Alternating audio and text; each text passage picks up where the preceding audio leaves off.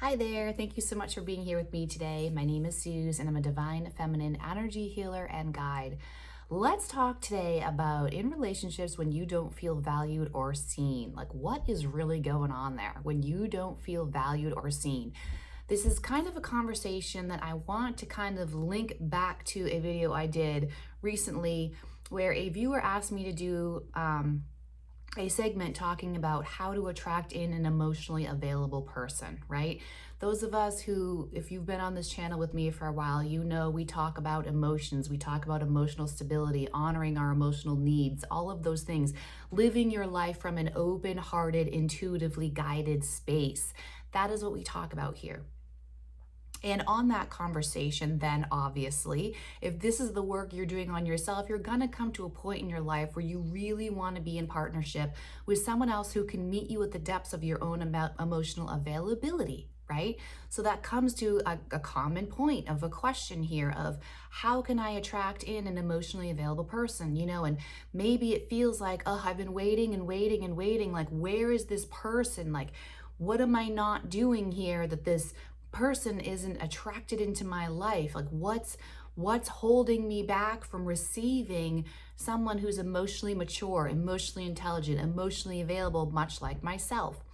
And the answer to that question is, in my opinion, it's not a straightforward answer.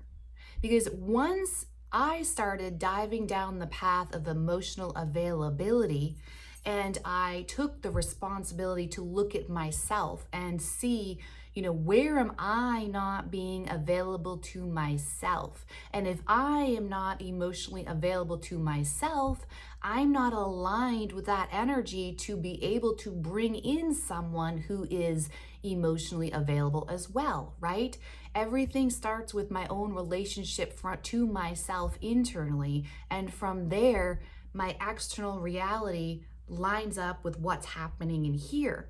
And for me, that's been the most powerful way to shift anything that I find I'm dissatisfied with or feeling unfulfilled with in my life. Is the only way I could take my power back is to get out of the victim mindset and into the space of self-responsibility and accountability about, okay, where am I not seeing myself, my needs, my value, my emotions? Where am I still not available to myself, right?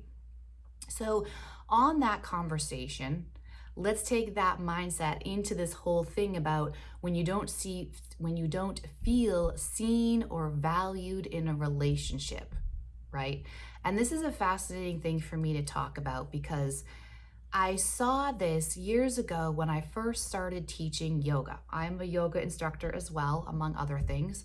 And when I first started teaching yoga, it's a very interesting and eye-opening experience to go from being a student on the mat to having the perspective of the teacher in the front of the classroom, watching everyone else's experience in the process of yoga. And yoga for me is so much more than just physically moving my body around. There is so much more happening below the surface in the true practice of yoga. And I do want to get deeper into that in other videos moving forward, because yoga is a lot more than I think most people perceive it to be. And in that superficial, limited perception of yoga, many people are missing out on the gifts that could be given to them, that they could receive if they understood what's really happening below the surface with yoga. So anyway, being a teacher in the front of the room and watching other people in the experience with themselves in yoga is very interesting, and there's much to learn. I have learned so much by watching the struggle of other people on their mats. And that's how I see it. I don't mean that in a looking down at people judgmental way. I am fascinated by watching other humans live their lives and gleaming information and seeing how maybe I'm doing some of those things as well, seeing other people and what I'm noticing, and then bringing that into myself to deepen my own journey with myself has been an amazingly helpful tool of understanding myself and understanding other people in general. I am fascinated by watching people. And one of the things that I saw right out of the gate in teaching yoga, right from the very beginning, is how women have a really hard time taking up space on their mat. And that I've noticed I've had to lead classes where I called attention to that and invited women to take a wider stance on their leg, or open your hands more, open your fingers, like really see how high you can reach. And this has been something that's been very challenging for myself. If you don't know me personally, I'm 6 feet tall. I am a tall woman. And as such, I have a very wide wingspan and long legs. And so when I'm practicing yoga, I take up a lot of space. And that can be really challenging if you're in a tight class, by the way. But here's the thing I noticed, particularly in like warrior poses, where you have one foot in front of you and one foot behind you.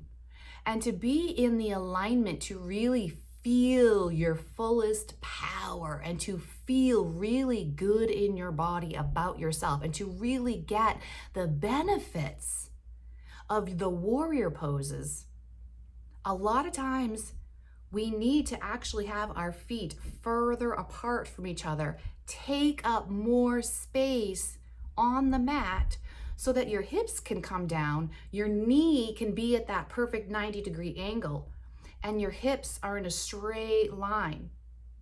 And what happens is you actually create more room for more space for your body to go into. And when you have more space for your body to go into, you're actually more supported and you can feel the full benefits of the pose. Receive the full benefits of the pose.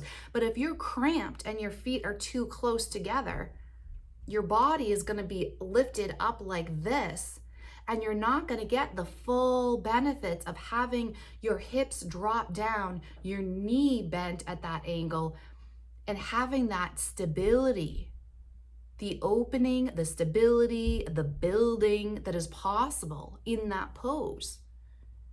All of that to say, we do the same thing in our relationships.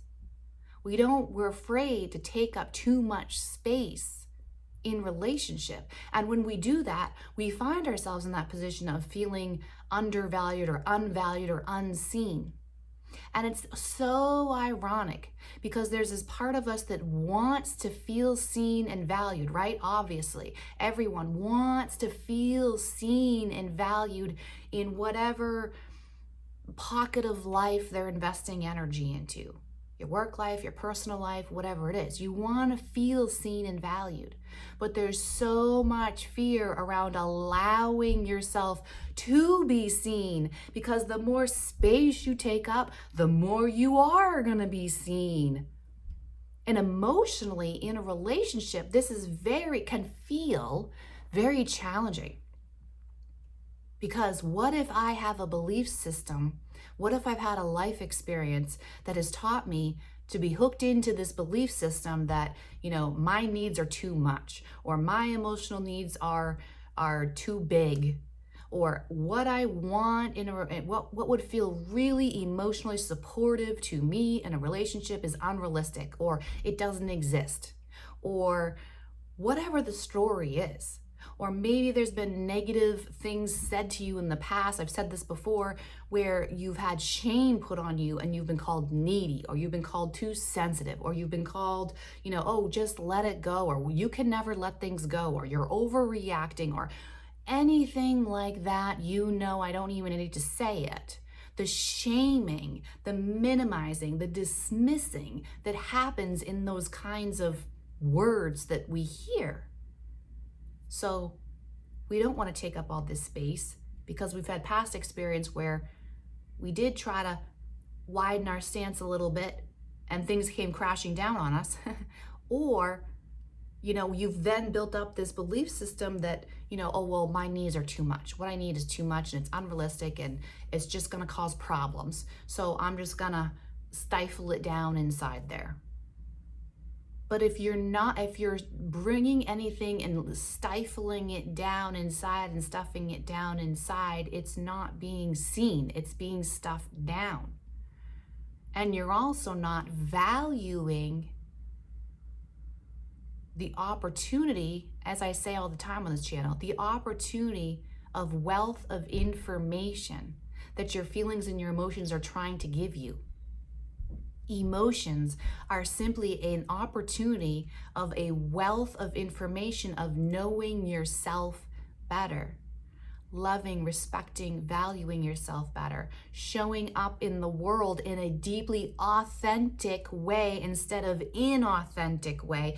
It all comes back to understanding, working with your emotions instead of rejecting them or shaming them or dismissing them or shutting them up in some way or running away from them in some way. You're allowing them to be seen first to yourself. That is the core of emotional availability. Allowing yourself to see what's happening inside of yourself. And instead of numbing from it, distracting from it, running away from it, escaping from it, whatever it is, whatever coping mechanism you have, to not dealing with, to avoiding, to not going through the emotional experience, to learn what needs to be learned, therefore shift what needs to be shifted, and come out on the other side more authentic to yourself. And if you're not being authentic, you're not valuing yourself. You're not going to be able to see your value. In my own experience, a lot of my own self-worth or self-value, as I prefer to say, it was built by doing the hard things within myself internally. It was knowing how hard I worked internally to work through those emotions, to do the understanding of myself, honoring of myself, loving of myself, and coming out on the other side more clear about myself organically creates a value, right? Because anything that you've had to work hard for, you're going to tend to value it more anyway, right? If you've put really intentional effort into something and you've been trying to grow something for a long period of time, you're going to value it a lot more. You're going to be a lot more hesitant to dismiss it or let it go because you've invested a lot of time and energy into something. So the more time and energy you're investing into knowing yourself, healing yourself, growing yourself, opening your heart, living from an intuitive, heart-led space, being as authentic as you can be in this moment, honoring your needs, all of that builds value. And once you've done that work within yourself, you are going to have a standard of those who are with you in your inner circle are going to understand how valuable that is. And you're going to have an alignment of your value systems emotionally. And then from there, everything starts changing. So if you're in a space of feeling undervalued, unvalued, and unseen, turn it back on yourself. What am I not seeing in here? What am I not valuing? You're probably not valuing your own emotions, your own emotional experience. You're not valuing what your body, your emotions are trying to tell you about what needs to be shifted in your life, or what belief systems need to be released and overridden and filled with empowering, expansive beliefs and value systems, instead of scarcity and fear and minimizing and closing down. We're opening, we're taking up more space to receive the full benefit. This is a message that I've talked before. I'm going to say this really briefly before I close this video. I've talked before about human design. And if you just know even just the basics of your own personal human design. I will drop the link below in the description box. You can go onto this website and get your own, it's for free. You can get your own human design so you at least know what type you are. And that will maybe lead you down a little trail of information about yourself that may fascinate you. And if you want more in-depth readings around what your chart is saying and what the descriptions mean for you, send me an email. We can book a session to look deeper at it, and I can explain so you can understand yourself better from that energetic perspective. But there are some of us, myself being one of them, who are projectors. And as projectors, energetically as a projector, the biggest core wound that we have is the identity of being too much. So this conversation today is one that I am intimately familiar with. Being too much for people to handle, or needing too much. Being afraid, wanting so deeply to feel seen by other people, but at the same time being terrified of letting myself be seen because of this wound that all of me is too much. If you resonate with this message and you want to have a session with me and work on that particular wound in and of yourself, I would love to hear your story. I would love to feel your energy and see where we can shift you out of that space and into an expansive, empowered, free space, into owning all that you are, allowing yourself to be seen, honoring what does need to be seen by you and brought to the table as part of the value and the worth that you can give to your world.